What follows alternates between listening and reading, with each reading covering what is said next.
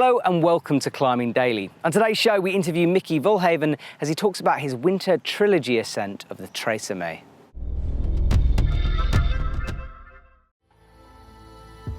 Hello, my name is Michi Wohlleben. I'm a 26-year-old mountain guide alpinist and I live in Switzerland. I started climbing with 7-8 years in a youth group, and I noticed it's really the thing I want to do and I want to follow. I would say like the more goal-setting alpinism started with being in a expedition squad team of Germany, of the Alpine Club, because there we had I had really strong climbing partners, and then we had goals, like we set goals and we said we want to climb Eiger a little bit faster and want to climb this and that.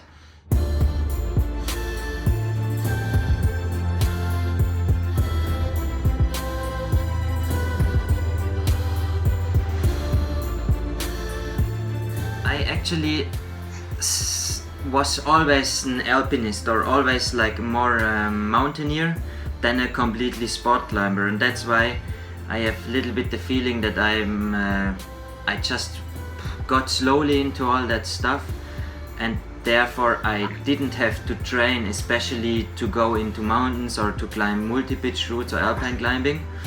But for sure, to get stronger you always have to develop yourself and go on and try things.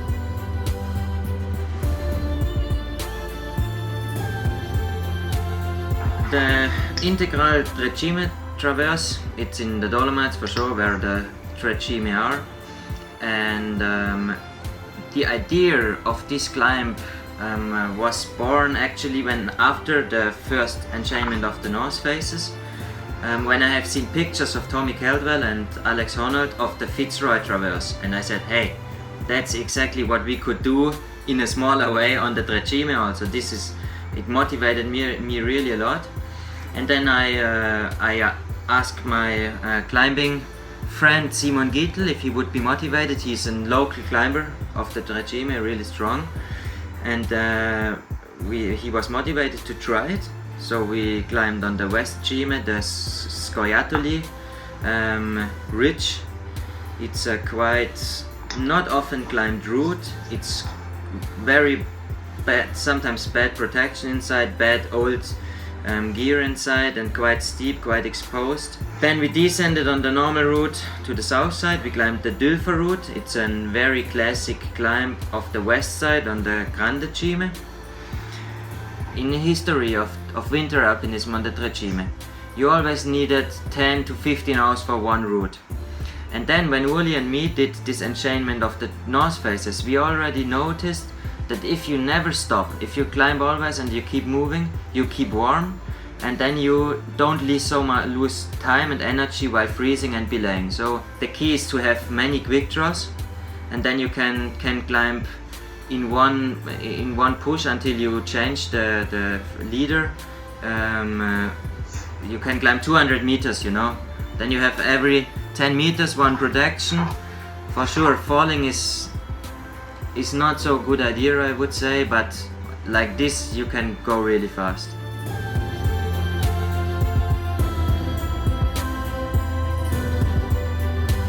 To be honest, I would say it prevents the death. The problem where I'm family father and I'm a little bit scared for sure, and I would say for me the biggest risk would be that maybe we climb on a thin single rope, and that if you make a big whipper, that maybe with the rope could break. That's the only thing what I'm afraid, because the technology of the gear nowadays, it's getting thinner and thinner and lighter, and the problem is that you can break the rope, definitely. It happens, you know.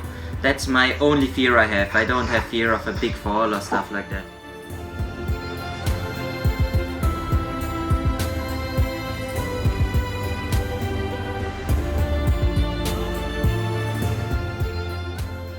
The reality how dangerous like the all-day life is came up, and I think this is really what made me think about that it can happen always. We only go climb a small multi-pitch route and the stone is falling on your head and you're gone. And I think we have to be thankful every day when we go out of the house, and we have to know that it can happen always.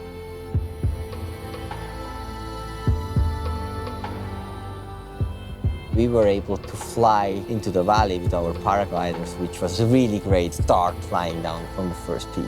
And now already the cumulus moving in. We definitely have to make sure we're moving now, because otherwise we have to walk down. And I don't like to walk down. Go flying. I didn't expect that Ueli is dying. I really not, because I learned to know him. He was a good friend of mine, and he was kind of pushing the limits. But in this Everest thing, I really I talked to him before, and I had fear that he's dying because of altitude sickness or because of pushing the limits too much. And therefore the shock that he's dying on Nukce, on acclimatization, it cut my bottom under my feet. What I learned from him, it was that if you go and try, mostly it works. And on the other hand, I learned a lot the kind of training, how he really pushed him so hard. So now I have projects in mind, but now I'm happy that I have finished that. But in summer I have since many years an idea of making a whole ridgeline traverse in German mountains, which is physical the biggest problem, because it's so long. It's 50 kilometers and always scrambling, climbing and stuff. You need like 30 hours, and this is in my head, but it's not totally, I'm not focused yet on that. So I have to be now, after this project, a little bit relax and let the things come on and let life go on, and then the next project will come. So now it's quite easy. Amazing climb, Michi, and thanks for taking the time to speak to me. I've linked his website in the copy below. That's all we've got time for today. I'll see you soon.